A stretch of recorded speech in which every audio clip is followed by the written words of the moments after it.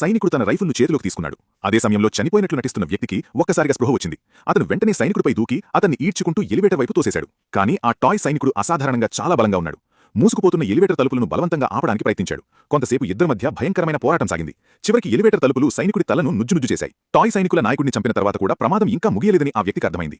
అతను వెంటనే పరిగెట్టుకుంటూ ఇంటికి చేరుకున్నాడు. అతను ఊహించినట్టుగానే లెక్కలేనని చిన్న ఆయుధాలు ఒక్కసారిగా అతనిపై కాల్పులు ప్రారంభించాయి. అతను చురుగ్గా బార్ వెనక నుంచి ఒక ప్రమాదకరమైన రైఫిల్ను తీసుకున్నాడు. అతని ఎదురుదాడితో టాయ్ సైనికుల పరిస్థితి దారుణంగా మారింది. తర్వాత అతను సోఫా వెనక భాగాన్ని ఊడదీసి మ్యాగజైన్ మార్చి కోపంతో విచక్షణారహితంగా కాల్పులు జరిపాడు. ఇంతకుముందు దాక్కుని దాడి చేసిన టాయ్ సైనికులు ఇప్పుడు పూర్తిగా నిశ్శబ్దమైపోయారు. అతను సోఫాను పైకెత్తి చూసేసరికి ఆ ప్లాస్టిక్ టాయ్ సైనికులు పూర్తిగా ధ్వంసమైపోయి ఉన్నారు. తన్ను చంపడానికి వచ్చిన హంతకులు నిజానికి ఈ బొమ్మలేనని అతనికి అసలు నమ్మశక్యంగా అనిపించలేదు. గాయపడిన వారిని తొలగిస్తున్నట్లు నటిస్తూ మిగిలిన టాయ్ సైనికులు ఇంకా అతనిపై గురిపెట్టి ఉన్నారు. అది గమనించిన అతను వెంటనే వారిని తన కాళ్ల కింద నలిపేయడం ప్రారంభించాడు. అప్పుడే అతని కళ్ల ముందే నేలపై నుంచి 3 టాయ్ హెలికాప్టర్లు ఒక్కసారిగా గాల్లోకి ఎగిరాయి. అవి చాలా ప్రమాదకరమైనవి.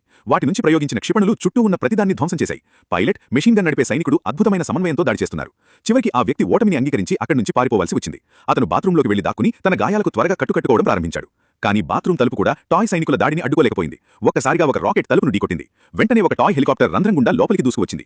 అవకాశం చూసుకున్న ఆ వ్యక్తి వెంటనే ఒక తువాలు తీసుకుని హెలికాప్టర్పై కప్పి బలంగా కాలుతో తొక్కేశాడు. మిగిలిన హెలికాప్టర్లను తరిమేసిన తర్వాత నేలపై పడిన తువాలు తీసి అందులో ఉన్న టాయ్ సైనికులను టాయిలెట్ సీట్లో పడేశాడు. ఫ్లష్ చేసిన తర్వాత ఒక హెయిర్ డ్రైయర్ తీసుకుని నేరుగా టాయిలెట్లో పెట్టాడు. దాంతో భవనం మొత్తం విద్యుత్ వ్యవస్థలో షార్ట్ సర్క్యూట్ ఏర్పడింది. అదే సమయంలో తలుపు కింద ఉన్న చిన్న సందులోంచి ఒక కాగితం లోపలికి జారింది. దానిపై సరెండర్ అని రాసి ఉంది. అతను రంధ్రం గుండా బయటికి చూసేసరికి టాయ్ సైనికులు ఫిరంగులతో తలుపుపై గోళ్లు పేలుస్తూ కనిపించారు. కొన్ని గోళ్లు తగలగానే తలుపు పూర్తిగా ధ్వంసమైపోయింది. ఇప్పుడు అతని వద్ద పారిపోవడం తప్ప మరో మార్గం లేదు. బాత్రూమ్ కిటికీ గుండా చూసినప్పుడు టాయ్ సైనికులకు తన ఖచ్చితమైన స్థానం ఇంకా తెలియలేదని అతని గ్రహించాడు. ఆ అవకాశాన్ని ఉపయోగించుకుని తిరిగి గదిలోకి దూకాడు. అప్పుడే అతని దృష్టి ఒక ఫైర్ ఎక్స్టింగ్విషర్ పై పడింది. అతను ఒక రబ్బరీ బాత్ బొమ్మతో టాయ్ సైనికుల దృష్టిని మరలించి వెంటనే ఫైర్ ఎక్స్టింగ్విషర్ను ఉపయోగించాడు. తర్వాత వంటగది నుంచి ఇంధనం ఉన్న డబ్బాను తీసుకుని దానికి నిప్పు పెట్టాడు. భయంకరమైన వేడి కారణంగా టాయ్ సైనికులు పూర్తిగా కరిగిపోయారు. చివరికి ఆ వ్యక్తి ఈ భయంకరమైన యుద్ధంలో విజయం సాధించాడు.